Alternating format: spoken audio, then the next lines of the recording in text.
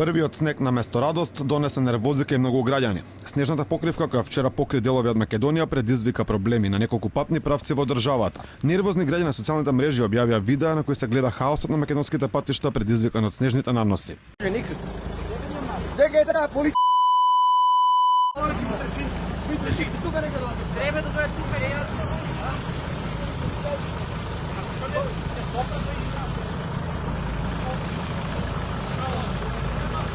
Снегот вчера доведе до целосен прекин на сообраќајот на патниот правец Берово-Виница. Белата покривка предизвика целосна блокади на патот Битола-Ресен. Снежни проблеми имаше на планинските премини Стража, Плетвар и Ѓавато. И покрај тоа што вчера бевме сведоци на блокирани патишта низ државата, од Македонија пат велат дека тие се постојано на терен и ги одржуваат патните правци проодни.